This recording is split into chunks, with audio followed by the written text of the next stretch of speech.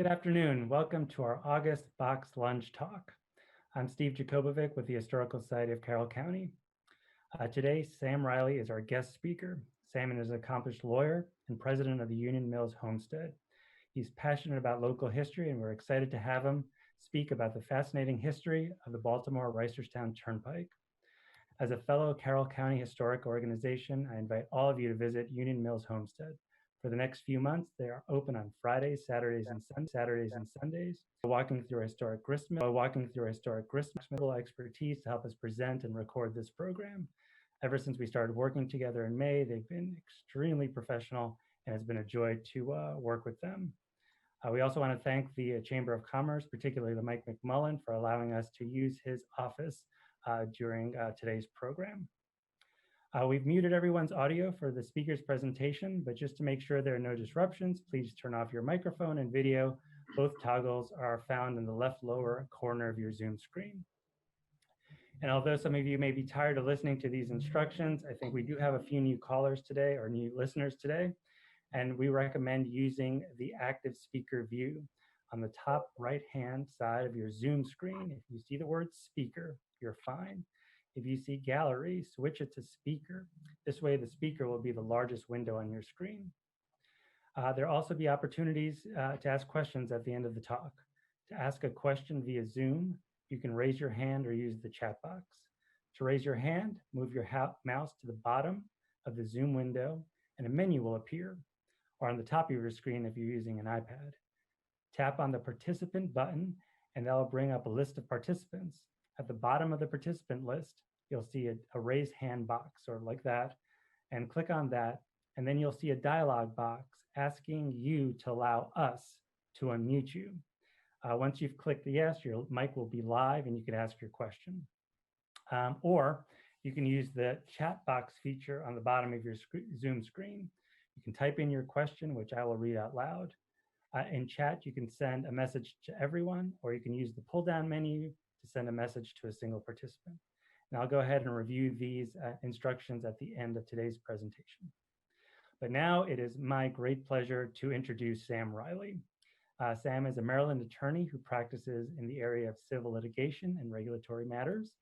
He earned his JD from the University of Maryland School of Law. After a 30-year dual military career, Sam retired in 2015 as a colonel in the Maryland Army National Guard. Sam serves as the president of the Union Mills Homestead Foundation and is an active member in several other historic organizations, including the historic Shriver Graveyard and the Historical Society of Carroll County. Sam is also an excellent writer, having recently written a piece for our Carroll History Journal on today's topic. So I'm happy to turn the presentation over to Sam Riley to talk about the history of the Baltimore-Reisterstown Turnpike. Take it away, Sam. Thank you, Steve, for the kind introduction. It is my pleasure to talk to you today about the Baltimore-Reisterstown Turnpike. This presentation is a follow-on to a piece I wrote in the Carroll History Journal, and so I will try not to repeat the material too much from that piece. Instead, I'll try to tie this road to some larger transportation stories. I'll try to give you some idea about the history of the Baltimore-Reisterstown Turnpike, its role in the larger context of American history, and some stories of some of the people involved as well. We all travel roads, and it is easy to take them for granted. We don't typically talk too much about them unless there's a pothole or a major traffic backup. When there is a problem with the roads, those problems have a dramatic impact on our lives. But transportation stories are, as important as they are, complex, and they involve many different aspects of our history. And this story is really no exception. So let me start by sharing with you my screen and giving you some background material on the road, and we'll start off today.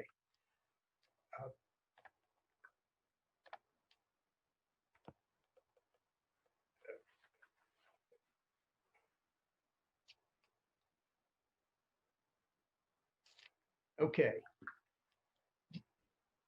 I think you've got that. And let me change my view and maybe it will make it even easier. So the this is the Baltimore-Reisterstown Turnpike story. It's the story of an important transportation project that played a key role in the history of our county and in the history of our nation. And among the major features with the road was this very attractive bridge over Big Pipe Creek in Union Mills. This bridge and others like it were center stage in a much larger story of the Turnpike era that extended from about 1810 till 1840, before these roads were eclipsed by other means of transportation.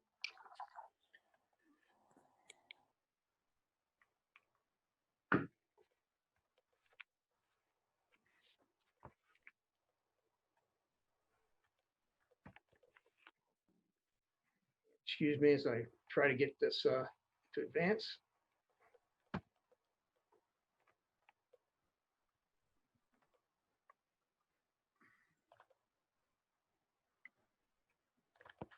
There we go. So apologize for the technical fun with the Zoom. So I guess I owe an apology to all of you for slipping in some Latin, but the basic translation for this phrase is that all roads lead to Rome. It's a good slogan for this presentation, as many of the roads that we're going to be talking about are like spokes in a wheel that led out from the center of the city of Baltimore. And a similar thing was experienced with other cities around the nation as turnpikes developed. For instance, Philadelphia has a similar series of roads that went out from the center of the city to outlying areas. But this phrase also has some larger significance to the presentation. Historian Herbert Baxter Adams once wrote that all lines of our public policy lead back to George Washington, just as all roads lead to Rome. And that could not be more true here, because really, in many ways, this presentation is a follow-on to the presentation that Bert Kummerow made in January of this year when he spoke to us for Carroll County's birthday celebration.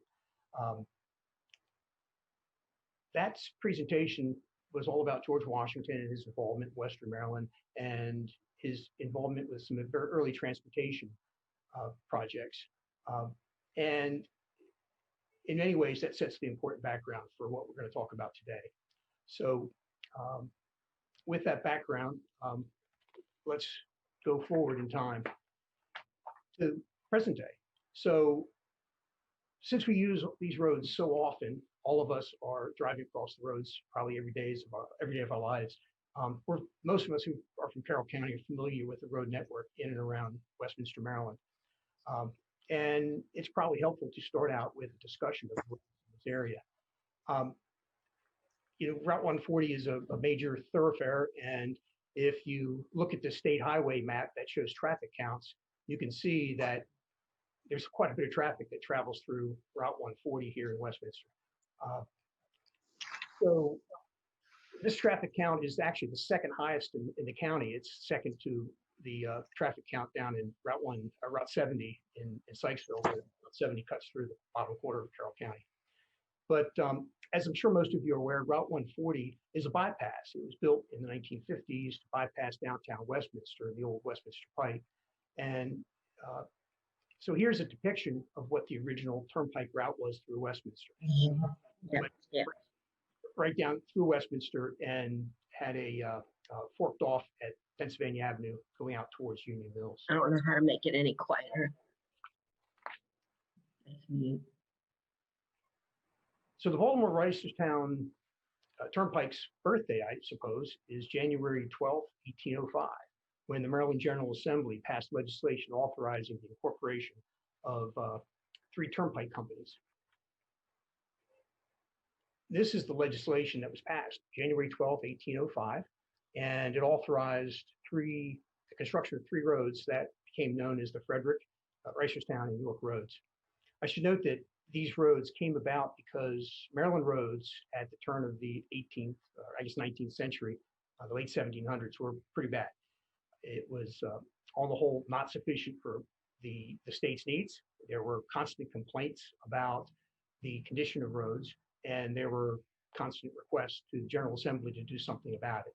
And while there have been repeated efforts to do something, those efforts on the whole had been unsuccessful. The result was this turnpike legislation that was passed and had a almost immediate impact on Maryland. So this legislation resulted in these 3 turnpike companies, and as a result, Maryland was among the first to successfully use turnpikes to build roads and to establish an effective transportation system in the area. The idea of a turnpike was essentially, it was literally a turnpike that was a bar to something that kept you passing, at which point they would take a toll. And this was an idea that was inspired by toll bridges and toll roads in England. So most of our early roads developed in I would say current map, but most of our early roads developed over early Native American footpaths and trails, and only later developed into the roads that we know today. So one of those important early Native American paths was the Monocacy Road, which went from southern Pennsylvania down towards the Monocacy through what we now call Frederick, Maryland. And the second major thoroughfare, Native American route, was the Patapsco Road, which went from southern Pennsylvania down towards the Reisterstown area, where the north branch of the Patapsco is. The general idea in road development was you started with animal trails, and then footpaths to horse paths to wagon trails, roads, and then eventually, hopefully, improved roads as we know them now. So roads at the turn of the century, as I said, were pretty bad, and but they were roads, and including roads as depicted on this map from Baltimore out to Reisterstown, where it forked, and then there was a route going up to Hanover and a route to Littlestown through Westminster. The turnpike legislation, as authorized, was specified that the turnpikes were to be built over existing roads wherever possible, and that's what happened with the Baltimore-Reisterstown Turnpike. Construction started soon after the road was authorized, and the superintendent of construction for the Baltimore-Reisterstown Turnpike was David Shriver, Jr., who was one of the partners out at Union Mills and who left that complex, moved it to Westminster, and then became the superintendent of construction for this road. Other roads also were authorized by the Turnpike, by the legislation in 1805, including the Frederick Road and the York Road, which are still existing roads today, obviously bypassed by pretty major highways, Route 70 and 83 North. So these roads were important links, providing a connection between outlying mills and outlying farmers and the city of Baltimore, where the port provided a great market for their products to be exported overseas. So there were many business opportunities that came along by the construction of these turnpikes, and the business opportunities arose for many people, including the Shrivers at Union Mills. But these the road construction projects were also springboards for those involved. And as we will see, the Reisterstown Road project, which was built by David Shriver Jr., became a springboard for his career as well. So to really understand the significance of the Baltimore-Reisterstown Turnpike, it really requires a discussion of historic routes westward.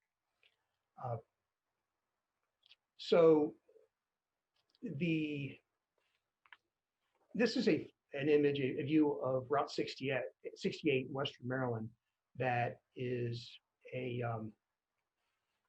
at Sidling Hill, and it gives you a sense of just how challenging a transportation project it is to build a road through Western Maryland.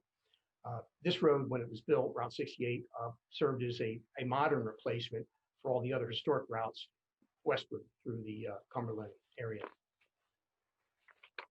As you travel along Route 70, going west towards Route 68, you see this sign, which is actually pretty helpful on the part of the State Highway Administration, because it lets us know right off the bat that Route 68 serves as an alternate route westward in addition to Route 70. So to put the Baltimore-Reisterstown Turnpike in proper context, it's probably easiest to make reference to maps. And when you look at these old maps from the 18th and 19th centuries, some things become readily apparent. This 1754 map is particularly instructive. It shows the perspective of those who inhabited English colonies at the time. And the idea being that there was a significant barrier between those colonies and points westward. That barrier, of course, the Appalachian Mountains. Directly to the west of Virginia and Maryland and Pennsylvania was the Ohio River. And in between lay these mountains. And the mountains were not just a physical barrier, but they were political as well, because they served essentially as a de facto border between the English and the French. Of course, that all changed as a result of the French and Indian War. This John Wallace 1783 map of the newly formed United States of America, again, just shows how much of a barrier the mountains were to westward trade and transportation, for expansion, for that matter. One thing that is striking, though, when you look at these old maps is just how pronounced the waterways are. And certainly before roads were improved or existed even, water was an easy and natural path for transportation. Looking at the same area with the benefit of modern technology, it's easy to look at just the waterways. And this hydrology map is helpful in showing why in the mid-1700s there was this inclination to find some way westward that involved water. Maybe you could just travel up the Potomac and then find a portage over to the Youghiogheny or the Monongahela, and you were set. You had access to the Ohio River and ways westward. And you look at this map, you can see that the headwaters of the Youghiogheny and the Potomac are literally intertwined in western Maryland. So close and yet so far. It's not quite as easy as it might look on the map. In fact, if you overlay, with the benefits of modern technology, the terrain features over top the waterways, you can see that those mountains and ridges in western Maryland serve as a significant barrier to transportation. A current map of the area shows the road network as they now exist. And heading westward, you can see Route 70 and 68 depicted on the map. Overlaid now on top of this map, I put the 19th century route from Baltimore to Pittsburgh. So if you were to travel in the early 1800s from Baltimore out to Pittsburgh, a natural route to have taken would be to go out through Reisterstown, Westminster, Union Mills onto Gettysburg, and there you would meet up with roads west to Pittsburgh. And so this was a natural route to the west in the early 1800s. And then a second route westward would be out across the Frederick Road through Hagerstown and Boonesboro, Hagerstown, Cumberland, on through the National Road to Wheeling, West Virginia. These two roads westward really competed for the bulk of the east-west traffic in the Mid-Atlantic area from the beginning of the Turnpike area on until the Baltimore and Ohio Railroad reached Wheeling, West Virginia in 1853. So this is where George Washington comes in. And, we all know about George Washington crossing rivers, but not many people know about George Washington crossing the Allegheny River as depicted in this Carl Rockerman painting that was done for the Federal Highway Administration. But really any discussion of roads westward has to go back to George Washington. And this image, this painting depicts a the trip to Major George Washington, then 21 years old, took to meet with the French, take a message from the governor of Pennsylvania with an ultimatum, basically telling the French to get out of the Ohio River Valley. This trip was particularly perilous for George Washington because during the course of the crossing of the Allegheny River, he had to abandon the raft and nearly died due to exposure to icy waters. It's worth noting that George Washington's early success in Western Maryland was not particularly remarkable. The ultimatum he carried out to the French was, you look at the wording and you're not surprised by the result, but it basically read that the lands upon the River Ohio in the western parts of the colony of Virginia are so notoriously known to be the property of the Crown of Great Britain that it is a matter of equal concern and surprise for me to hear that a body of French forces are erecting fortresses and making settlements upon that river within His Majesty's dominions. The ultimatum continued that the French were in open violation of the law of nations and the treaties now existing between the two crowns. And I must desire you to acquaint me by whose authority and instructions you have lately marched from Canada with an armed force and invaded the King of Great Britain's territories. So, as you might imagine, it was a expected response from the French. Hey, Sam, this is Yes. Brandy. I'm just jumping in. You have a window that is popping up over your PowerPoint, actually. I noticed that, and I was wondering what it was. I believe you just have to, I Googled it, you just have to close the window out and reopen it. Which window? Just stop sharing and then share it again, and it should go away. Okay, I can do that. Awesome. Thanks, Sam.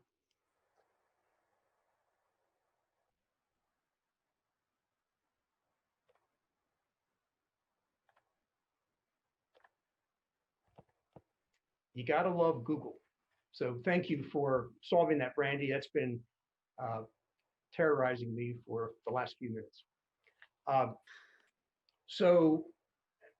As explained by Bert Kummerow in his presentation for Carroll County's birthday celebration, George Washington had quite a bit of experience in the Westward area, traveling in the areas of the Ohio River Valley and Western Maryland, including the 1753 diplomatic trip and some disastrous military forays in 1754 and 1755. This recent photo is a photo of the reconstruction of Fort Necessity, and is while it is a reconstruction, it is nice to see this clearing in which George Washington basically suffered such a ignominious defeat to the French, surrendering to a French force in 1754.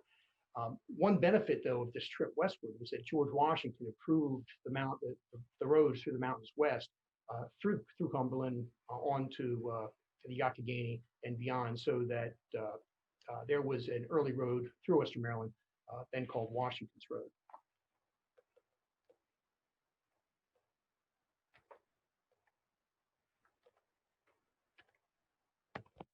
There we go. So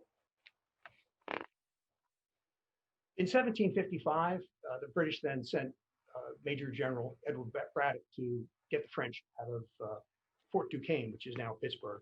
And of course, that outing did not go so well either. But again, one benefit of this trip, as depicted in this Carl Rockeman painting, is that Braddock improved the road through the mountains of Western Maryland on through Pennsylvania with capability to have wagon traffic. And of course, that was of great significance in improving the roads westward. Unfortunately, things didn't go so well for General Braddock.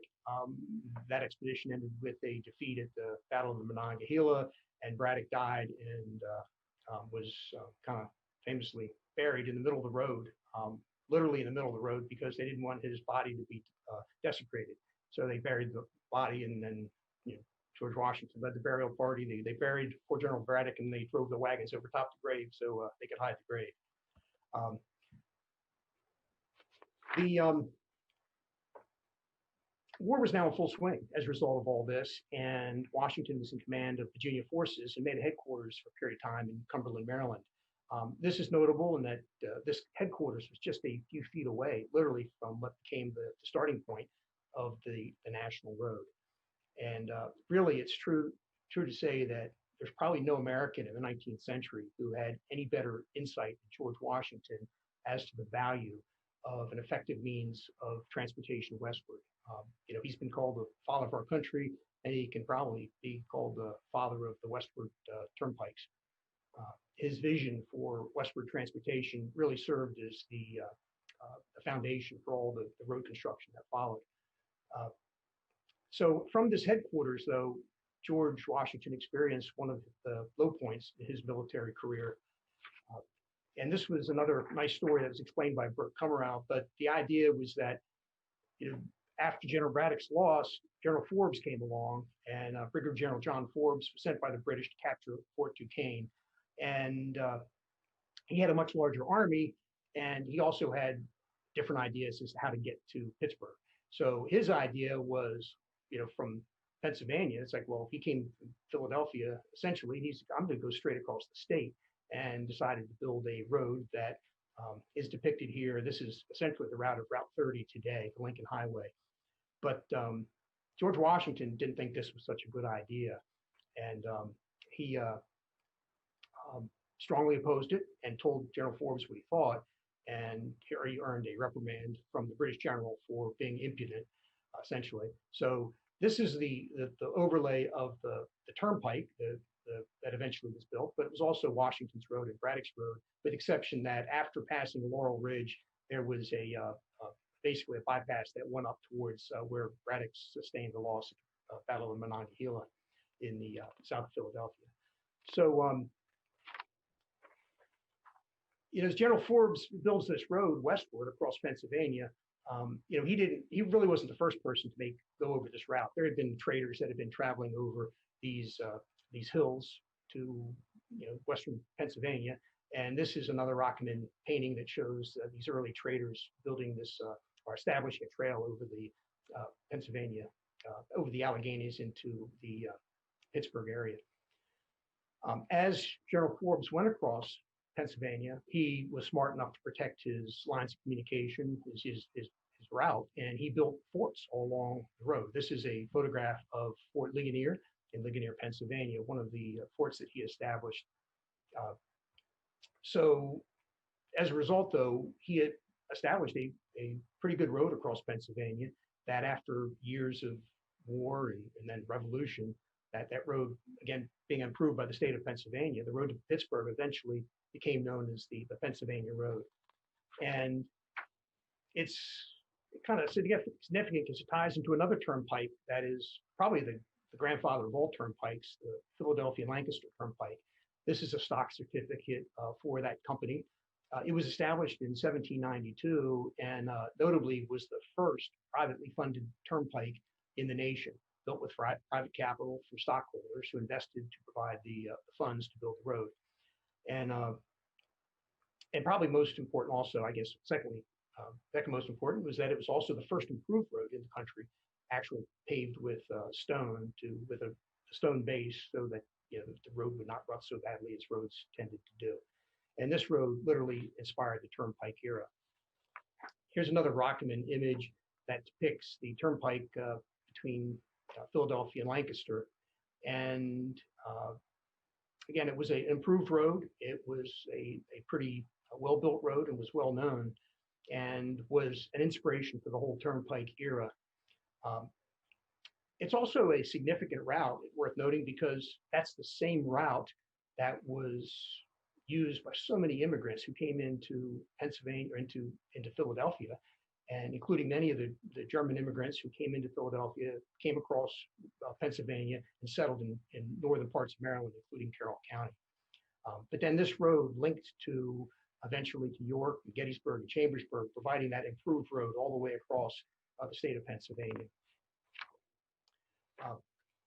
When Forbes built his road, he tried to build it as straight as possible, and it's kind of neat as you stand on the Forbes Road or on the Lincoln Highway today, Route 30, you can see that straight shot across all these intervening ridges as Forbes was trying to build that road as efficiently as possible. And you can still see that today. So switching now to the southern route across, getting westward is the National Road. This road, in many ways, was a dream of George Washington's. He had been urging the road to be built westward for years, going back to the mid-1700s. And these dreams were realized when in March 29, 1806, Congress passed an act authorizing the construction of the Turnpike Road, federally funded Turnpike Road, the first federal infrastructure project in our nation's history. Here you can see the statute continuing, and it talks about the authorization to build a highway from Cumberland to the Ohio River. So significant to our story is that David Shriver, who had built the Baltimore-Reisterstown Turnpike, was successful in securing an appointment to be superintendent of construction for the National Road. And here's a notice for essentially an RFP that David Shriver posted in Western Pennsylvania.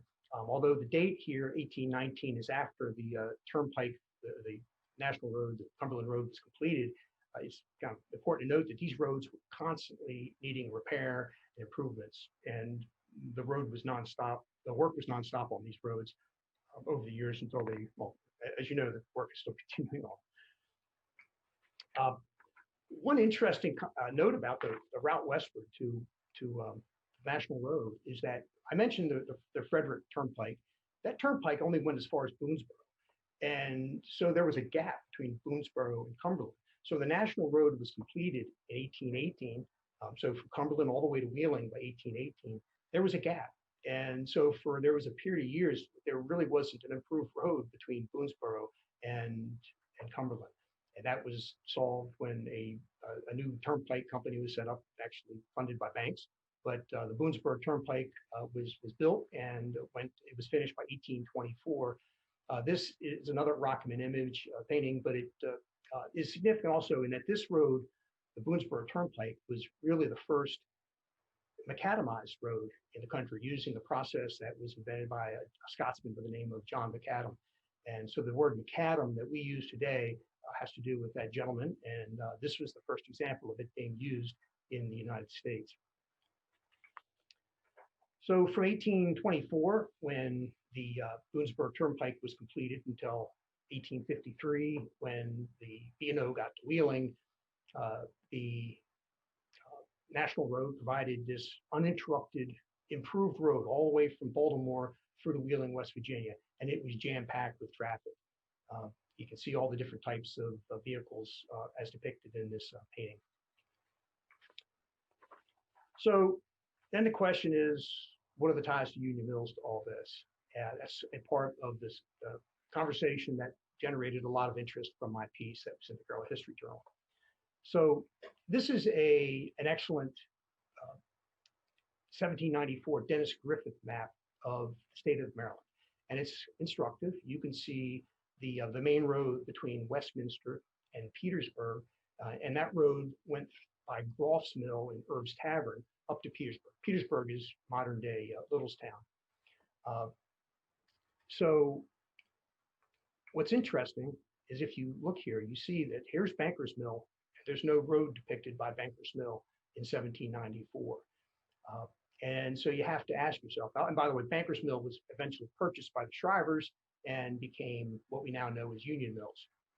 So how did Union Mills become a crossroads community, the successful mill and crossroads community that we know today?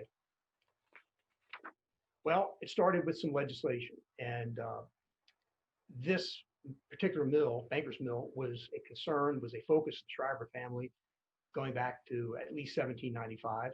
This is some proceedings for the House of Delegates, the state of Maryland in 1795. David Shriver Sr. was in the House of Delegates and brought to the House of Delegates two bills relating to improvements at Banker's Mill, one for a road and one for a bridge at Great Pipe Creek, Big Pipe Creek.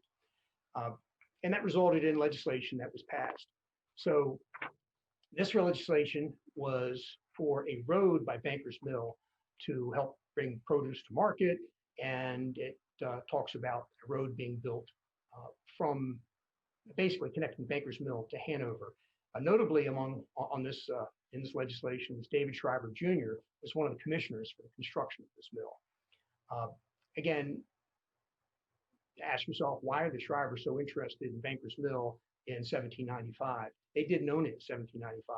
Well, the guy who owned the mill had died, and it was owned by the Bankert family. And so that estate was being administered. The Shrivers were well aware that that property was going to be coming up for sale, and they were very interested in the property. It was going to be a great investment opportunity. So it was. And in 1797, the Shrivers purchased the property, and they built a substantial brick mill at Union Mills, and that's the mill that's still standing today. This is some legislation that was passed in 1801, and so from the very beginning, when the Shrivers had control of this property, they were lobbying for better roads by the mill. And this particular legislation is one of those efforts. It was legislation passed that year for a road from Hanover to Westminster. This particular legislation became a major topic I addressed in my piece that talked about some of the extreme vitriol that appeared in the local papers. The Federalists were incensed by this particular road. It was called Mr. Shriver's Road Law by the press, by the Federalist press, and the road was considered unjust and iniquitous because it essentially moved the mill or the road from Herb's Mill, where it had been for years, to benefit the Shriver. So, Brandy, I guess when I get that alert again, I got to do something, but it went away. Well, here it comes. So if you give me a moment, I will stop sharing for a moment.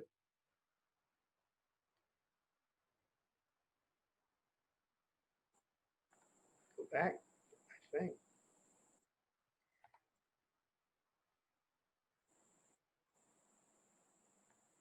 Yeah, if you share again, you should be okay. Do you have the application open twice on your computer? I don't think so. But we will go back and see if that solves it. So I apologize for all the Zoom technology. So the result, though, from these two legislative efforts is depicted pretty well in this map. This is the 1808 Barley map of Frederick County, and it's very helpful for understanding the development of the roads around Union Mills. I will tell you in advance, the little yellow line is over a road that no longer exists. All the other roads are generally in existence. And to make this a little bit more understandable, I'll put in some blue to show you Big Pipe Creek to make it clear to you. And also, if I can get my cursor up here, this is Groff's Mill, which we believe is Arter's Mill today. This is Herb's Mill, and this is the Shriver Mill, Union Mills, to give you a sense of where these mills are located. So if you were interested in going from Westminster to Littlestown, Petersburg in those days, you would travel up what we now call Route 140 by the airport.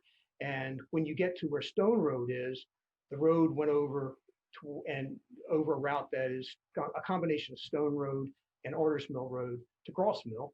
And then from there up to Littlestown, Pennsylvania. That was the main road back in 1794.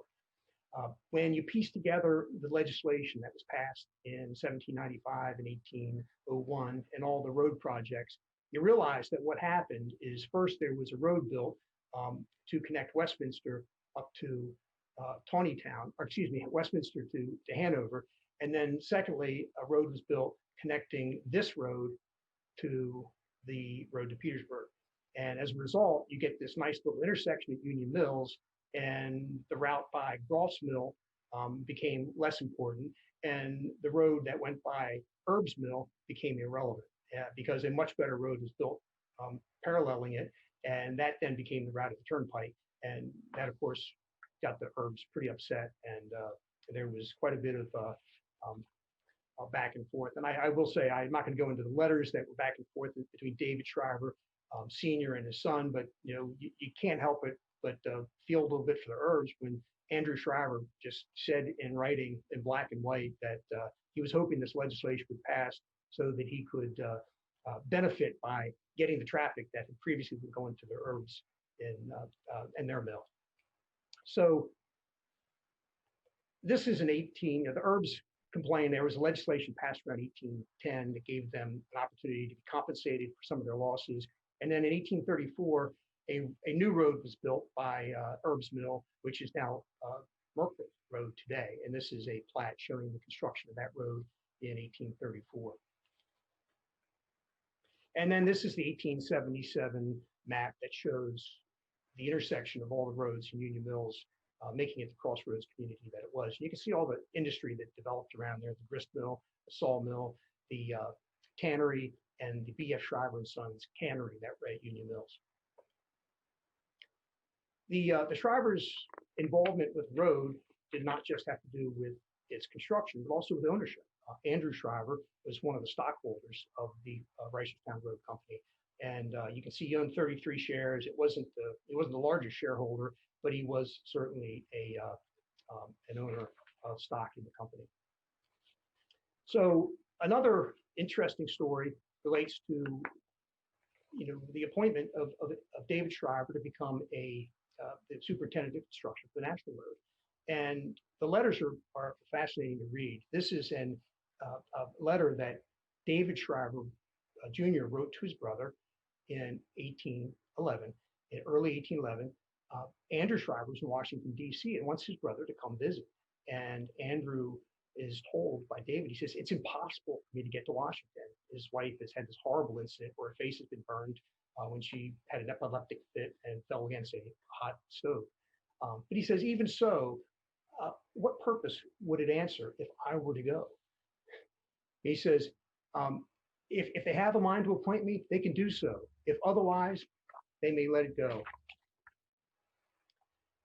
Let it alone. And he goes on, you will act as you please. I conceive it as much in their interest as mine, and I'll be damned if I beg for it, nor will I serve them for less than what I told Mr. Gallatin. Now, by the way, Mr. Gallatin is the Secretary of the Treasury, a member of the President's Cabinet. I do not view the appointment so desirable as my friends do. So this somewhat reluctant road superintendent wasn't about to beg for this appointment. It's obvious he was not as enthused about the job as his brother was. Interesting is a letter that was written subsequent to this, a few days later, a week or so later, by Andrew Shriver, now in Baltimore, to his wife. And so Andrew is writing to his dear Betsy, his wife, and he says, first of all, he's going to be meeting David on Friday next when David comes down to a meeting of the board. That would be the board of the Reisterstown Turnpike. And he also interestingly describes the condition of the roads between Frederick and Washington, which he says are, the trip was intolerable. None of the roads are paved, and mud is up to the axle tree every step. Traveling in a market wagon is quite as expeditious and far more comfortable. But then he continues on, and this is an interesting piece of this letter. He said he had stayed in Washington much longer than he intended on account of David's business. I have got intimately acquainted with all the heads of the departments and all the leading Republican members in both houses of Congress. I have seen the president several times and was at Madam Madison's to tea. So it's obvious that Andrew Shriver has pulled out all the stops for his brother for the meetings at the highest level of the federal government. So what's interesting in follow on to this exchange and the reluctant road superintendent is this letter that was written on May 13th, 1811, from David Shriver Jr. to his brother. And you can see his signature off to the right, signed, I am affectionately your brother, David Shriver Jr. But in this letter, this is almost remarkable if you think about it. He's already in Cumberland by May of 1811, and he's already complaining. He writes this letter. He'd already talked to his brother Abraham about it, but he writes on, he says, I wrote Mr. G, that would be Mr. Gallatin, the Secretary of the Treasury, and the week after again, and as yet have received no answer. The contractors did not arrive here until about the first of the month. He continues, I am alarmed at this kind of conduct. It will confine the management of the road in such a way as will make it next to impossible to do anything. I think if I find this to be the case, it would be best for me to be rid of this business immediately. This letter has never been published before. We pulled this out of our files, and it's almost remarkable in considering, I guess, how difficult it was on David Shriver Jr.'s part in building this road and all the complexities involved. And I should note that these contracts for the construction of the road, once he wrote them on behalf of the United States, they had to go down to Washington, and each of these contracts was signed individually by the President of the United States. So it was a bureaucratic hurdle that he obviously did not enjoy, and he must it's obvious he was frustrated by these delays that he experienced. I guess delays about or complaints about government bureaucracy. Some things never change. So let's talk about some of the turnpike infrastructure along the way. Obviously, this infrastructure that we built were a key part of all these turnpikes. This is a view of from the Maryland Historic Trust files on the bridge over the north branch of the Patapsco River, basically right where Route 140 crosses over into Carroll County today. This bridge has been bypassed, and it does still exist. But I love this image because it just showed us just how attractive countryside there was around the Glen Falls area around the bridge. Here's another image of this bridge, and it's just showing what's overgrown, all the growth around it. This bridge is usually underwater. It's partially submerged, at least most of the time. And when you get a close-up view of the bridge from the Maryland Historic Trust files, it's just interesting to see the style of construction of the stonework.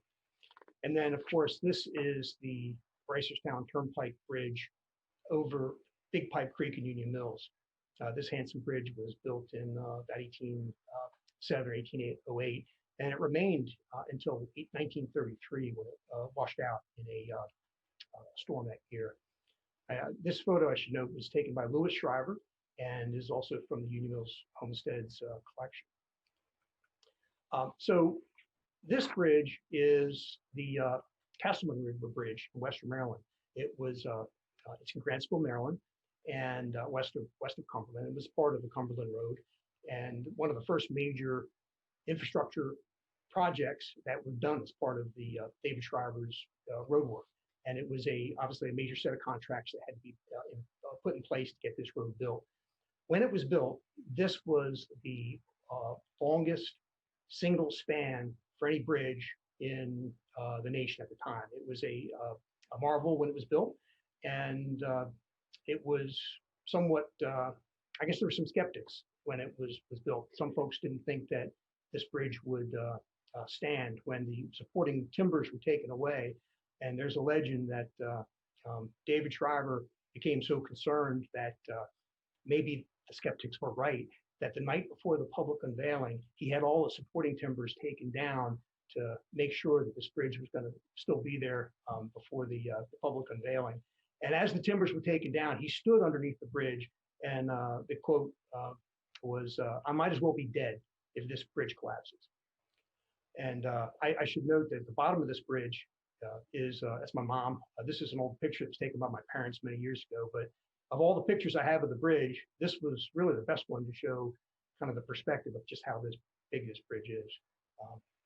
The bridge is still in existence, a state park out in Western Maryland, and is a National Historic Landmark.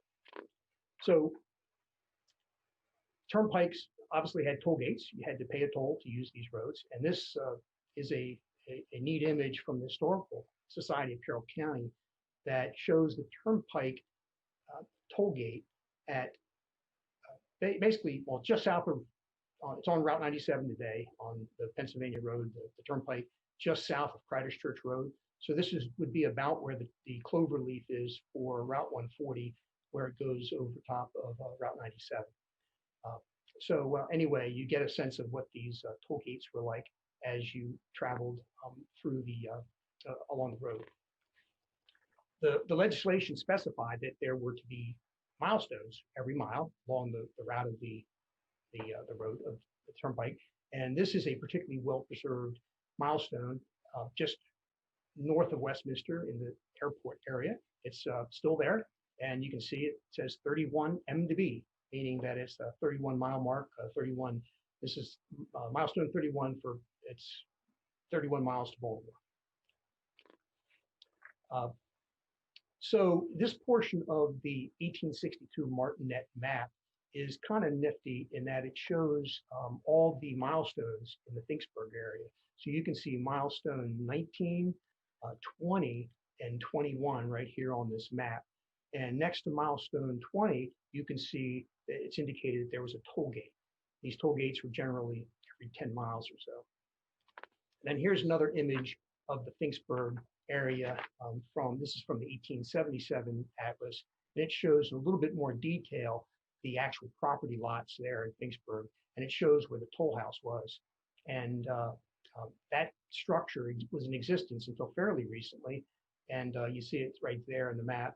And then here is an image that was taken by, this photo was taken by George and Ann Horvath in 2009 or so, and this was taken before this building was torn down.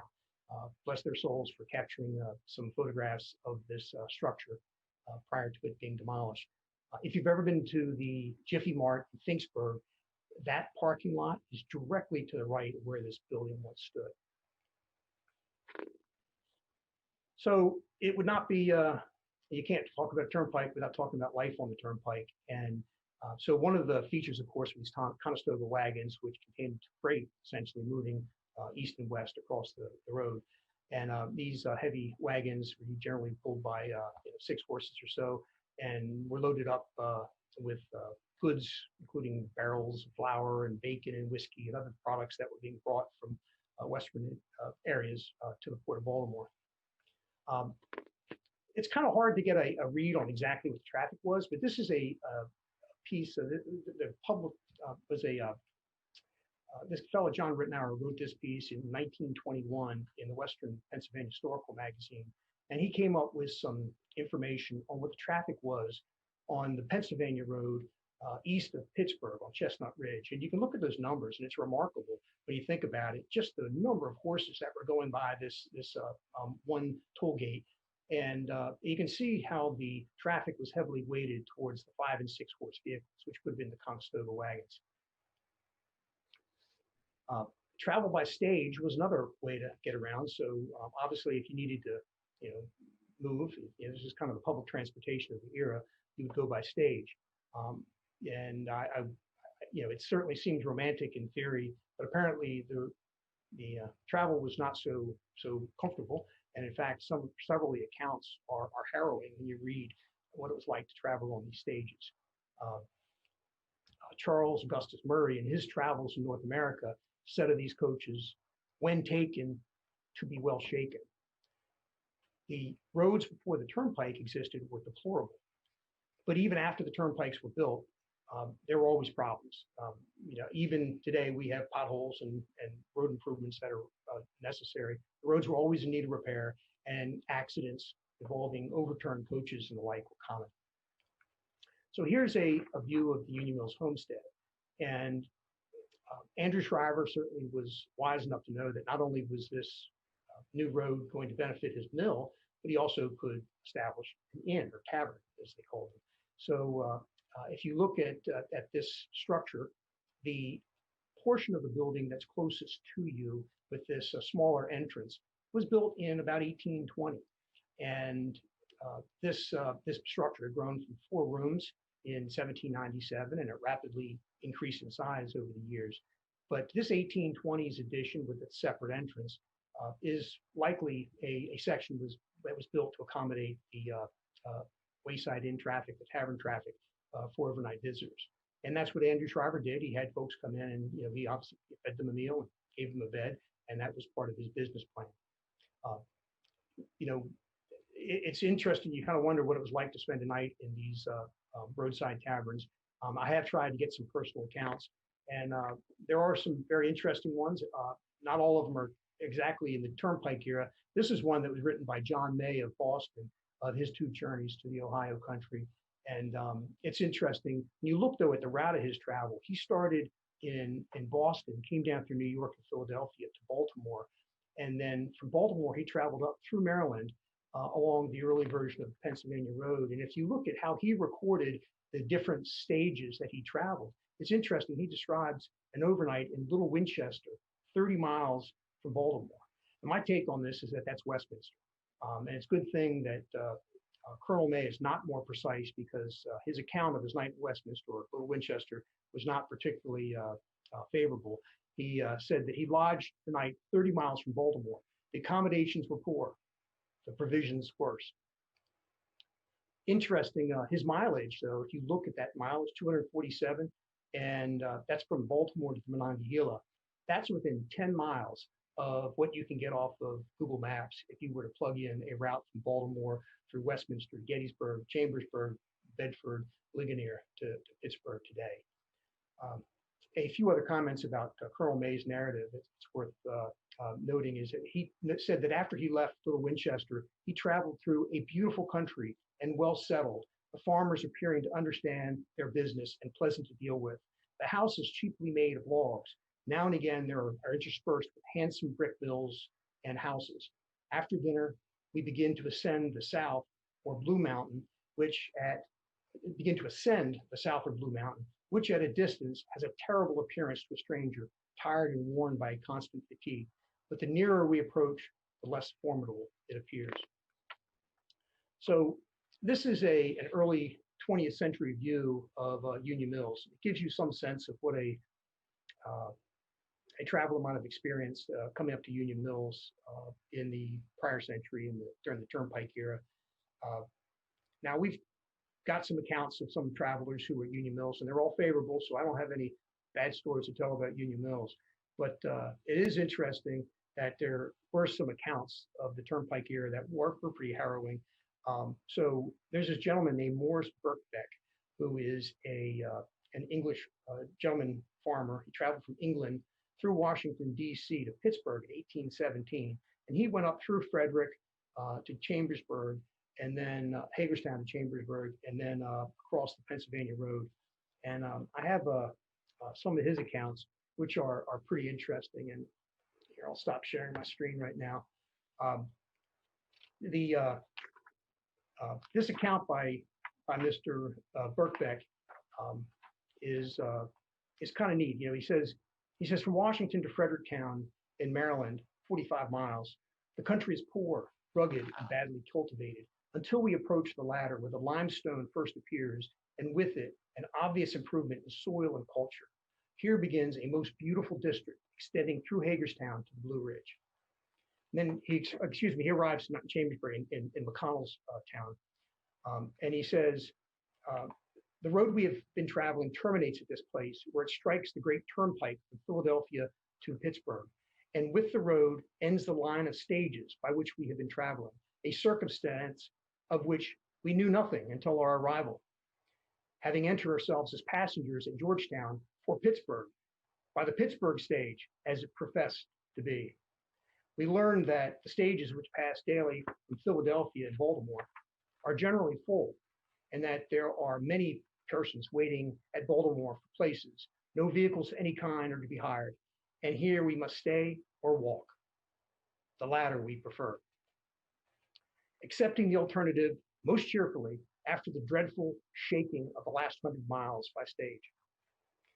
And he continues, we now fairly turn our backs on the old world and find ourselves in a very stream of emigration.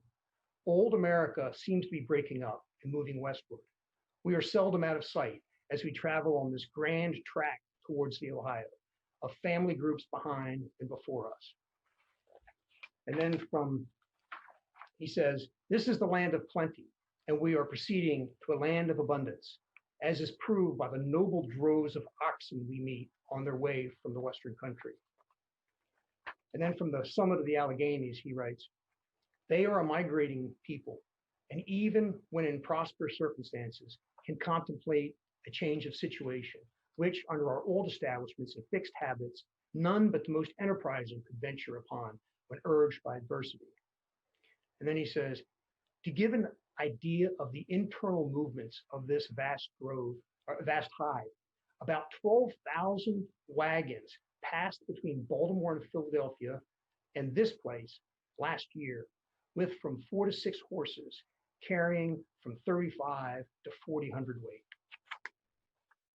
And then regarding the accommodations, he says, the taverns in the great towns east of the mountains, which lay in our route, afford nothing in the least corresponding with our habits and notions of convenient accommodation. The only similarity is the expense. He says, at these places, all is performed in the gregarious plan. Everything is in public by day and by night. For even at night, in an American inn, affords no privacy. Whatever may be the number of guests, they must receive their entertainment en masse, and they must sleep en masse. 3 times a day, the great bell rings, and 100 persons collect from all quarters to eat a hurried meal composed of almost as many dishes. And then he says, soon after this last meal, you assemble once more in a room crowded with beds, something like the wards of a hospital. And after undressing in public, you are fortunate if you escape a partner in your bed, in addition to the myriad of bugs which you need not hope to escape. But the horrors of the kitchen from whence issue these shoals of dishes, how shall I describe, though I have witnessed them? It is a dark city hole where the idea of cleanliness never entered. So that's the description of travel westward, which kind of gives you some sense of what you might experience in those days.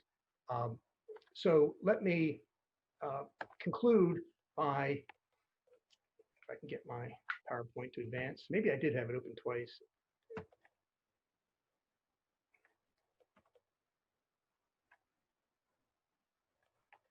Well, I'm not going to advance, it doesn't seem. So I had some acknowledgments that I wanted to make, and I guess I can do those just by telling you. There's a lot of material that I used today, and I apologize for taking so much of your time. There were many organizations who provided some absolute incredible assistance, and some people I should mention, including Mimi Ashcraft, Jeff Duvall, Ann Horvath. There was materials from the Federal Highway Administration, the organizations I've already mentioned, also the Library of Congress, the Maryland Historical Society, the Maryland Historical Trust, and the United States Geological Survey. So I guess the conclusion then would be to tell you this. The Baltimore-Reisterstown Turnpike story, it's really a gift that keeps on giving. There are endless stories, as you can tell from how much time I took today. And there are just so many stories of triumph and tragedy along this road's length and connecting byways. But if you think about it, buried beneath all this concrete and macadam on these roads that we're traveling today, really is there are just layers and layers of hard work of our ancestors in building the roads that allowed our country to be established. And then over those roads traveled just so many ambitions of thousands of Americans who were seeking a better life. So if you think about it, this road really was one step forward in achieving the dreams of our new Carroll County that was formed in 1837 and the dreams of our new nation. So thank you very much today, and I appreciate your attention.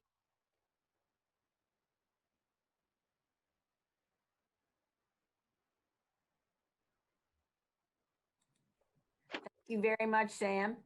Thank you, Sam. That was great. I love the pictures and the slides. So that was excellent presentation. Thank you so much. I hope everyone enjoyed it. We do have time for questions, even though it's a little bit after 1. We're going to do some questions. So, to raise your hand, move your mouse to the bottom of the Zoom window and a menu will appear. Tap on the participant button and that'll bring up a list of participants. At the bottom of the participant list, you will see a raise hand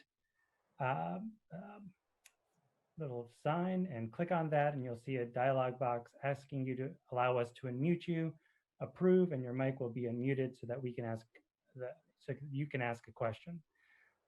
Also, you could use the chat box feature on the bottom of your Zoom screen to type in your question, which I will read out loud.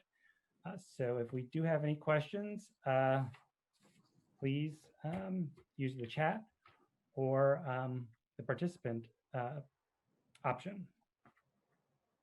The raise hand option, I'm sorry.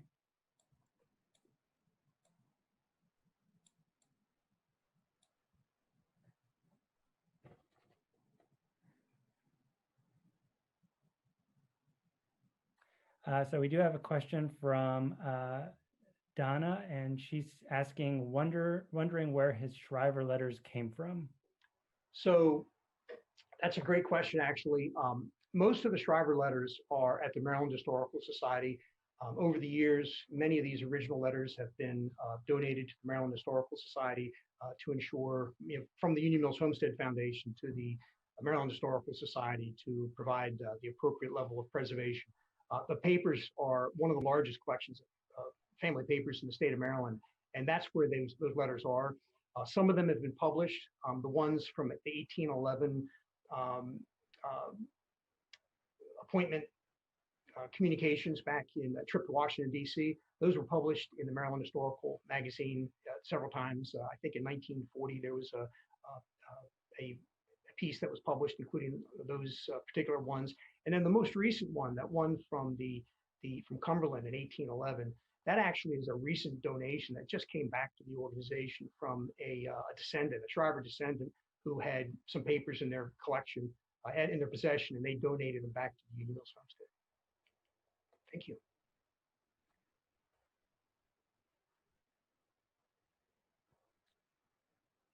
Any other questions?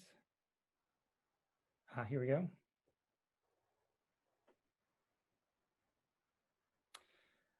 So one person's asking about the toll houses. When did these Maryland Turnpike stop having the toll houses, or when did they kind of? Oh, yeah, that's another great question. Actually, the toll road remained in effect. The Turnpike remained, the Reisterstown Turnpike remained until I think it's 1915. I don't have it at the top of my head. It was maybe 1914, 1915.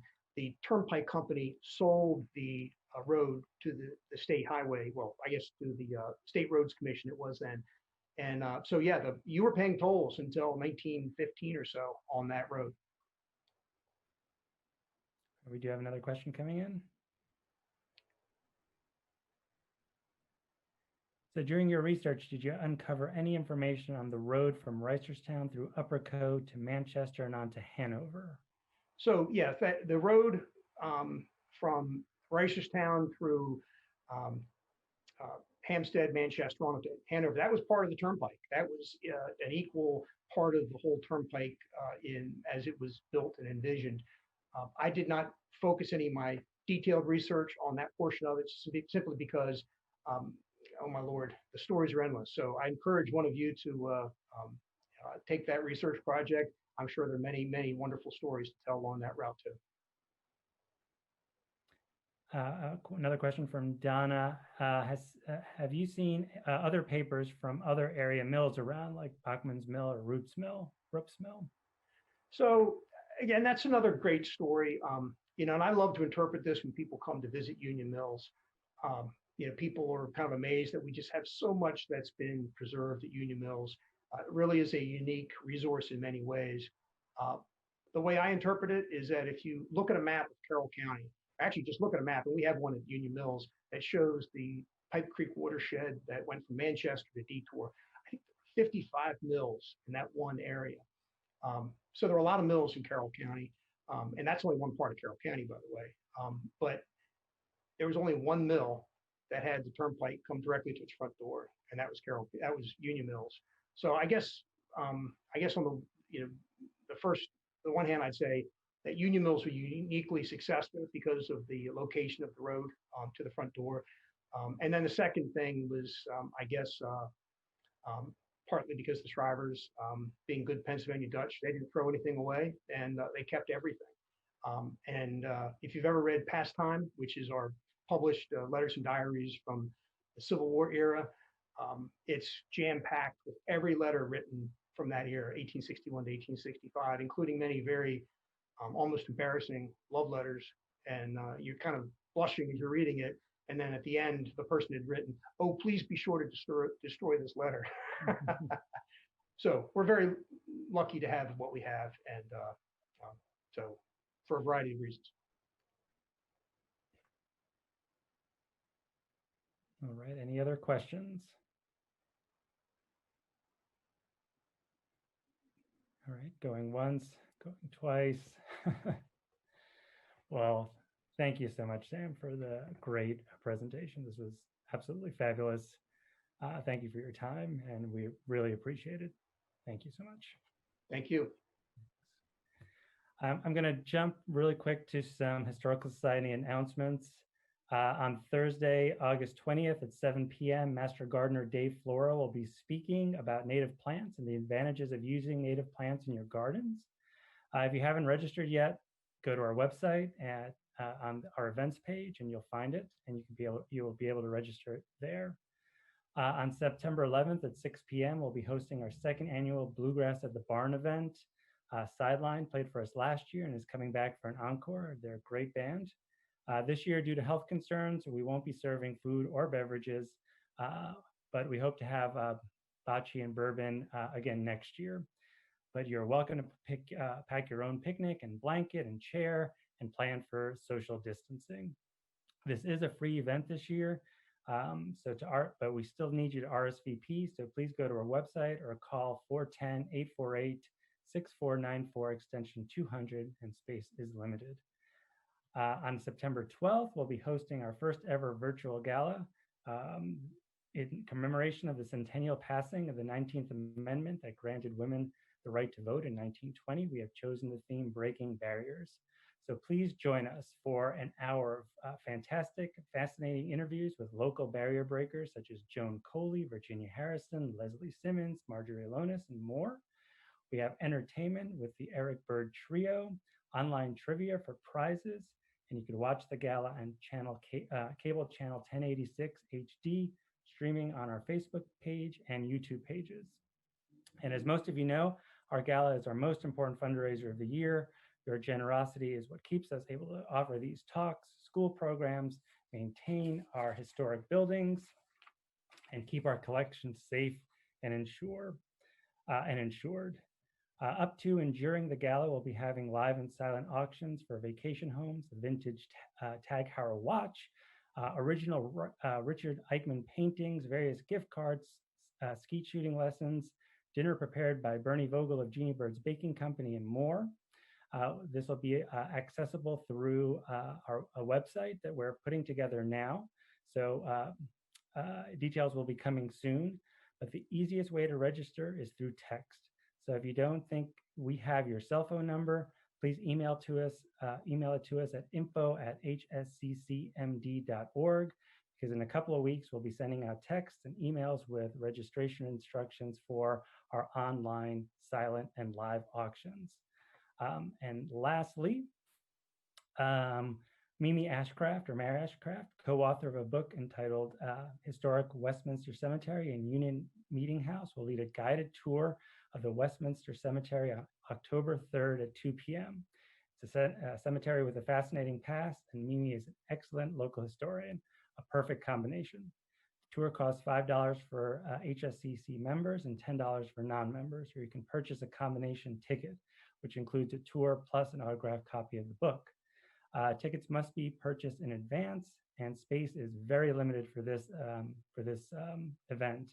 So please call again, 410-848-6494, extension 200 to register. And I think that's it. We've kind of gone over our time. So I just want to tell everyone that I just want to wish everyone good health, and we'll see you Thursday night for our Talk of the Tavern with Dave Flora. Thank you all very much, and we look forward to seeing you again. Have a great afternoon. Bye-bye.